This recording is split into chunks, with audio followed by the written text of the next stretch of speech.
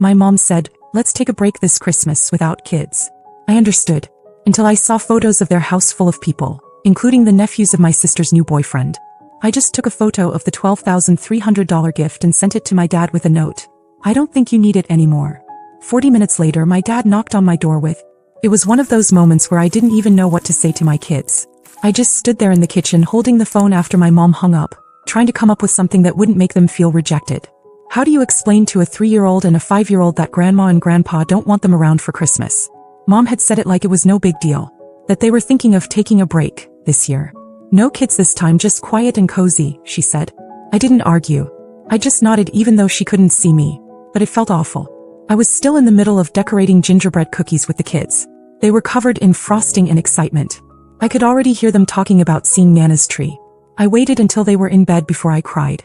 I had been saving since August. No vacations, no new clothes, just a second job and endless budgeting. All because my dad had mentioned a few times that he wished he had a slightly newer car. His current one rattled like a shopping cart. So I found a decent 2014 Civic. Clean, reliable, just within reach if I stretched. I bought it as a gift for both of them. Parked it in a friend's garage and wrapped the keys in a box with a photo of the car. It was supposed to be a huge surprise. I wanted them to feel proud of me. I wanted to be part of the family again. I thought maybe they'd finally see I was doing okay. So I said nothing when they told me not to come. I figured maybe they just needed space. Maybe it was nothing personal. Until Christmas morning. I made pancakes for the kids. We opened gifts. I kept smiling even though it felt forced. Then just afternoon I opened Facebook. And there was my parents' living room full. My dad in a Santa hat. My mom laughing near the tree. My sister with her new boyfriend Sean. And 2 teenagers I didn't recognize. Later I found out they were Sean's nephews. So, not even family. But they were invited. I looked at the photo for a long time. Zoomed in.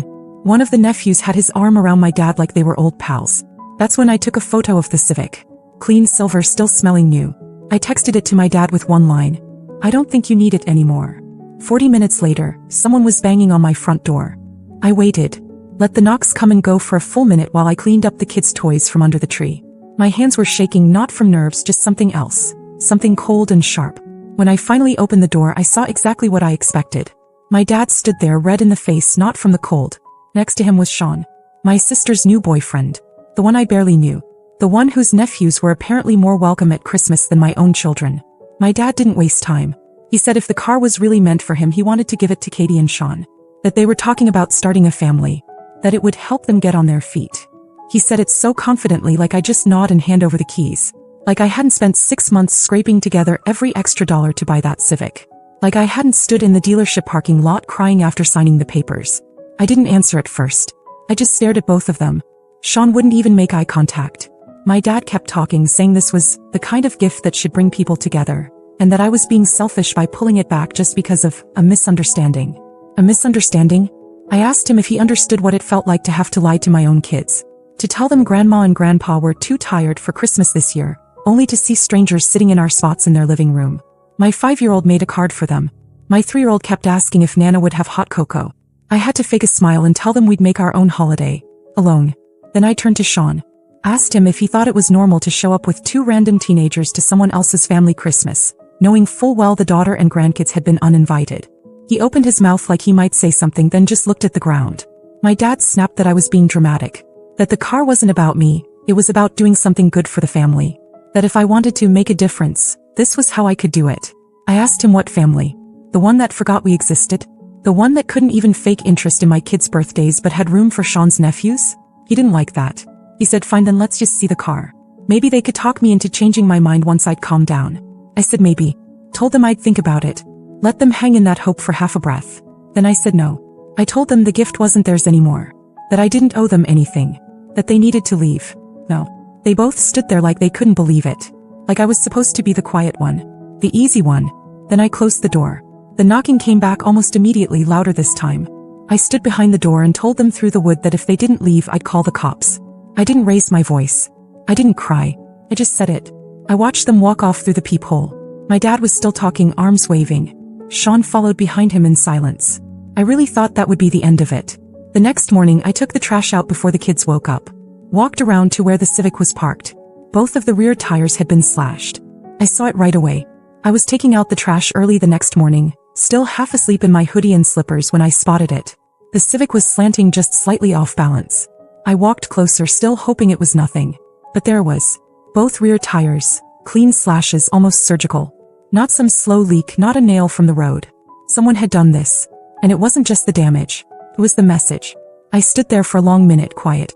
No one around. The lot was still. It wasn't just about the tires. It was about punishment. For saying no. For keeping something that apparently, in their eyes, never really belonged to me to begin with. I didn't call the police. What would I even say? I didn't have proof. Just an ugly hunch that my own father or Sean or both had something to do with it. Or maybe they just said something loud enough around someone stupid. Either way, it happened because I drew a line. The tow cost $140. The new tires set me back another $420. That was supposed to be January's groceries and gas. I didn't tell anyone. I just took care of it. Always do. That's the thing they never seem to get. I figure it out even when I shouldn't have to. That night, after the kids were asleep, I sat at the kitchen table with an old notebook where I write down every expense. I added the tires under car emergency and didn't bother labeling it as revenge. It didn't matter. I knew what it was. And I knew it wouldn't end there. A few days later, I drove over to my mom's house. I didn't call first. Just showed up. She answered the door like I was a stranger selling windows. Didn't ask about the kids. Didn't even ask how I was. I asked her flat out if she knew what happened to the Civic. She acted confused, then shrugged and said, "Maybe someone in your neighborhood has it out for you." That was it. Not even a pretend concern. Just cold indifference. So I left and drove to my dad's. He opened the door but didn't step aside to let me in. I asked the same question. I mentioned the slashed tires. He gave that tight, smirking shrug he does when he wants to look innocent without saying a word. Then he said, "Maybe this whole car thing wasn't such a good idea after all." And laughed. That laugh went through me like a blade. I didn't say anything else. Just turned and left. On the drive home, I started thinking of every birthday they forgot, every call they didn't return, every family photo I had to take myself. It built up like pressure in my chest. I realized I had to stop pretending they cared. New Year's came and went. I didn't reach out. I didn't post anything. Just stayed quiet. But 5 days later I got the call. My dad had been in a wreck. Nothing life-threatening but serious enough. He'd rear-ended someone on an icy back road in his old car. And that's when it came out, he'd forgotten to renew his insurance back in November. The other driver was pressing charges and he was on the hook for everything. When I got the call, it wasn't from my dad. It was from Katie. That alone was unexpected. She hadn't spoken to me since the car incident, hadn't so much as liked a photo of my kids in over a year. Her voice was weirdly calm, like she was holding something back. He said Dad had been in an accident. That he was okay, no one was seriously hurt. But then she mentioned something else. He had been on his way to meet a woman. Not my mom. Some woman he'd been talking to online, apparently for months. My mom didn't know yet. I just sat there silent, letting it all sink in. My dad, the man who gave me grief for being a single mom who said my life was messy, had been sneaking around behind my mother's back. And now, on his way to meet that woman, he'd wrecked his car, and he'd let his insurance lapse. It wasn't just a mess. It was poetic. I didn't ask Katie why she was telling me all this. Maybe she thought it would make me feel something. Maybe she expected me to offer help. But I didn't. Later that afternoon, he showed up at my door again. This time without Sean, without attitude. He looked tired. His jacket was soaked from the slush outside, and he didn't say anything for a full 10 seconds. Then he asked me for help. Said the other driver was already asking for compensation. Said his savings wouldn't cover it. He needed help covering part of it, and if I still had the Civic, maybe I could loan it to him at least temporarily. He tried to phrase it like it was practical. Like I was just being stubborn before and now it was time to move forward. I asked him if my mom knew about the woman. His face changed instantly. He didn't answer, so I kept going. I reminded him how he mocked me for being alone. How he said I was too sensitive for feeling left out. How he said my kids were too loud, too slow, too much. I asked him if he wanted me to teach him how to come up with lies for his own wife, the way I had to make excuses for mine to cover up his actions. He stood there silent. Then I smiled and told him I'd think about it, that I might be able to help him. I watched him start to hope. Then I told him to leave. His mouth dropped open. He asked if I was serious. I didn't repeat myself. He stood there like he expected the keys to just appear in his hand. And when I closed the door, he didn't knock this time. He just stood there for a minute, then walked off into the snow. Felt like breathing for the first time. The decision to stop paying for Katie's beauty course came to me like a switch flipping. No hesitation, no guilt. Just clarity. I opened our last transaction thread and sent her one short message. "You'll need to handle next month's payment yourself." She saw it immediately. Red receipt popped up within seconds. No reply. For about 2 hours. Then the call came in. I ignored it. She called again. Then came the text. I thought you supported me. I thought you wanted us to succeed. Not me. Meeting her and Sean. Maybe his nephews too, for all I knew. That one word made it clear. She wasn't just taking from me anymore. She felt entitled to it. Like I owed her the same way I apparently owed my dad that car. I didn't answer. I just left her on read. The next day my mom called. I was halfway through folding laundry. I let it ring. She left a voicemail. Said she was worried and hoping we could talk this out. I didn't return the call. But she tried again the day after. This time I answered. I needed to hear it. To make sure I wasn't imagining the whole thing.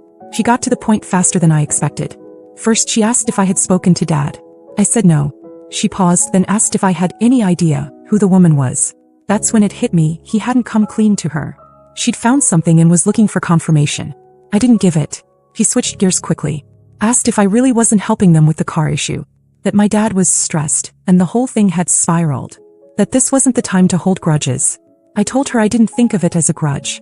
I thought of it as finally understanding where I stood. I reminded her how she told me to keep the kids home this Christmas. How there were strangers in their place. How no one asked how they felt about it. Then I asked her when the last time was that she even spoke to my kids. She didn't have an answer. I said maybe it was time she started figuring things out without me. Just like I've always had to figure things out without her. Then I hung up.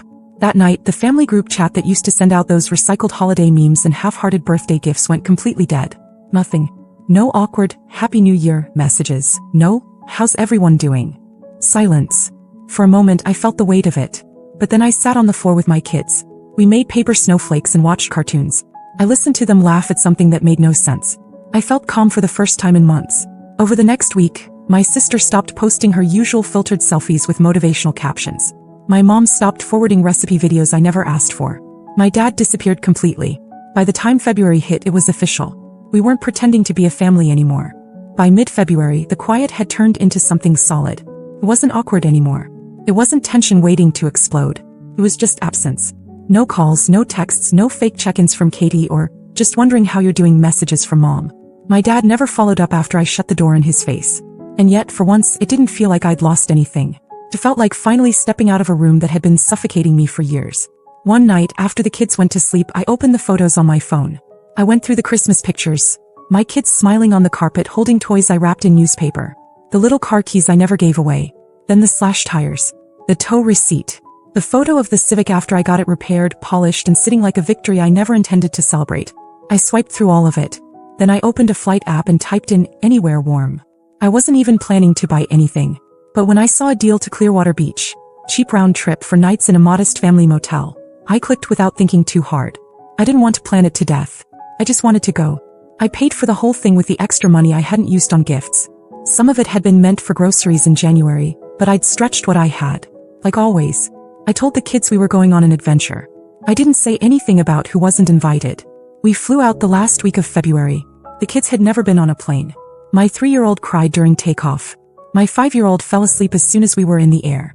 We landed to 72-degree weather and palm trees and the sound of gulls that didn't care who I had or hadn't spoken to. The motel was cheap but clean.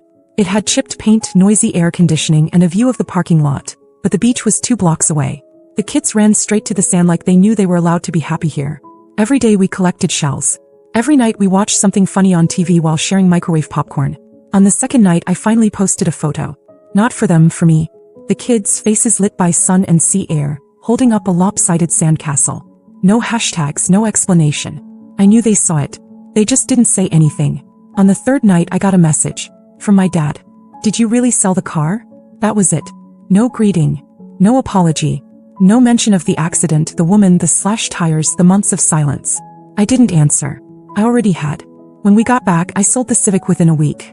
Took the cash, paid off the last of a credit card that had been dragging me down for years and stuck the rest in savings. Katie texted me a week later. "Guess you're done pretending to care." I didn't respond. The truth is, I'm not pretending anymore. I care about what matters. My kids. Our life. The warmth in their faces when they feel safe. The space I've built for them without asking anyone for permission. I used to wonder what it would take for them to see me differently. To finally take me seriously. Now I don't care if they ever do. They had their chance to be part of our story. They chose not to be. The update. It's been a few months since everything with my family came to a head. Winter turned to spring, spring turned to heat waves, and somewhere in between I stopped waking up with that tight knot in my chest. The kind that made me feel like I was missing something, or that I was about to be blamed for something again. The kids are doing better than ever. My 5-year-old started asking big questions. Space, bugs, why people lie. My 3-year-old finally figured out the difference between a whisper and a scream, which is a huge win in our house. Our mornings are chaotic and messy and completely ours. I hadn't planned on posting anything else. I thought the story was finished. But something happened last weekend that caught me off guard. I was walking through the produce section at the grocery store, pushing the cart with one hand and trying to keep my toddler from hurling bananas out with the other. And then I saw her. My mom. She looked smaller somehow. Less composed. She had a basket with just 3 things in it. 2 apples and a frozen dinner. She noticed me before I could turn away. Our eyes locked. And then she walked toward me slow, like she wasn't sure I'd let her get close. She didn't ask how I was. She didn't talk about what happened. Instead, she reached into her coat and pulled out a folded piece of paper. She said, "I don't expect anything. I just hope you'll read it." I didn't say a word. Just nodded and took it. Then I pushed the cart forward and left. I didn't read the letter that night. I let it sit on my kitchen counter for a day. Then another. On the 3rd night after the kids were asleep, I finally opened it. It was written in her handwriting. Neat, careful. No grand apology. No dramatic explanations. Just her saying she hadn't understood. That she thought I didn't need them. That she assumed my strength meant I was fine. She said she regretted how things unfolded but understood why I walked away. She didn't ask me to fix anything. He just said she missed me. And the kids. It shook me more than I want to admit. I haven't answered. I don't know if I will. Maybe someday. But right now I'm still trying to protect what I've built. The peace. The space. The safety my kids and I finally have. I also got a message from Katie. It was vague and weird. Just a photo of a makeup kit with a caption, "Back at it again." No context, no actual words. I didn't respond. I'm not ready to pretend everything is fine. I don't think I ever will be. Right now I'm focusing on us. I finally booked the pediatric speech therapist I'd been putting off forever. I found a side gig I can do from home at night. I'm planning a road trip for the fall, just the 3 of us. And I'm still not sure what comes next. Maybe there won't be another update after this. Maybe life will just keep unfolding quietly like it always should have. But to everyone who's read this far, who messaged, who silently rooted for me, thank you. Truly. You helped me feel seen at a time I was convinced I was invisible. Whatever happens next, we're okay. We really are.